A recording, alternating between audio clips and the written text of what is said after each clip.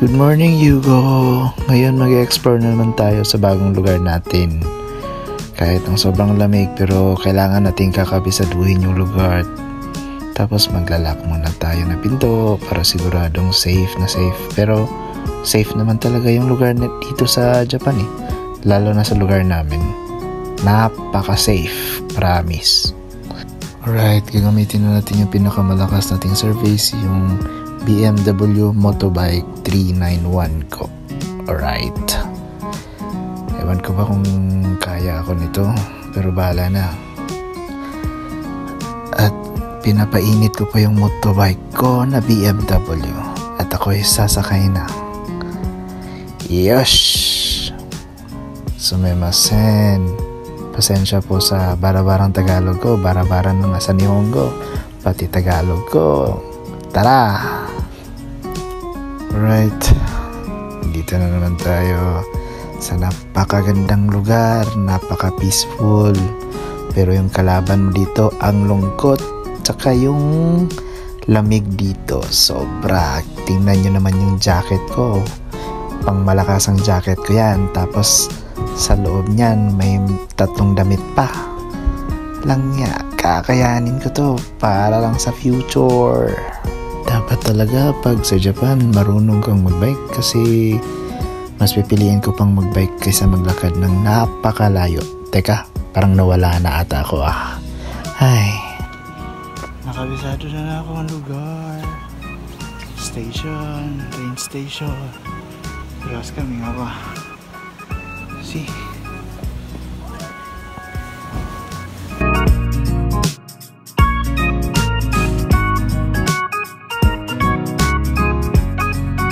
Alright, I'm back.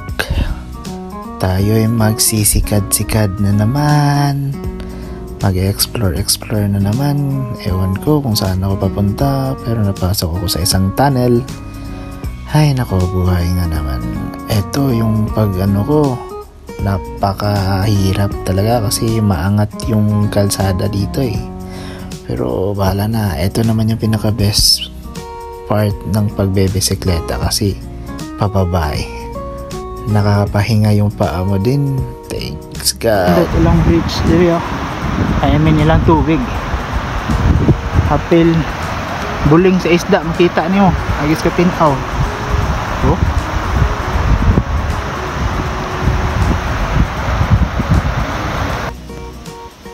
Saan kami nga kayo, di ba? Pati sakyanan, no? Di lang bay kay gibiyaan diri. Pati sakyanan, building, abandon. Alright, I'm back again. Sa pag-uwi ko, may nadaanan ako isang old temple. Tinry kong i-visit, baka may maganda. Old nga talaga siya, pero okay naman. Hindi ko rin maintindihan yung ibang kanji dyan eh.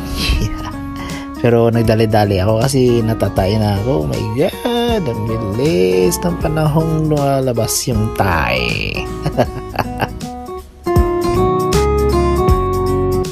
Ay nako, sa bandang part na to, tumitindig na yung mga balahibo ko.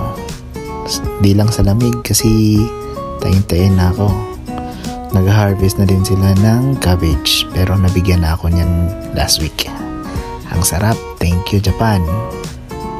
Yan, nagdamadali na. Medyo nawala pa ako kung saan ako pauwi.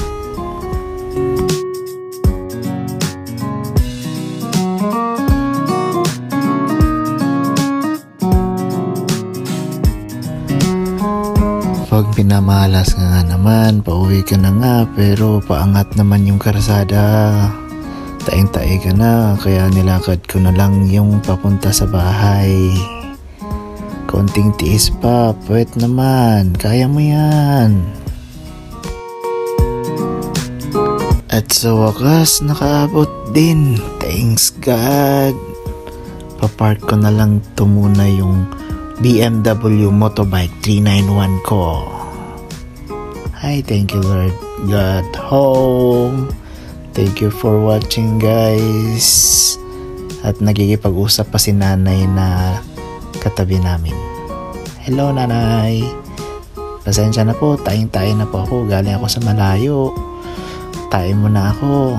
Pero si nanay ayaw magpaawat. Kinakausap pa rin talaga ako. Pero sige lang.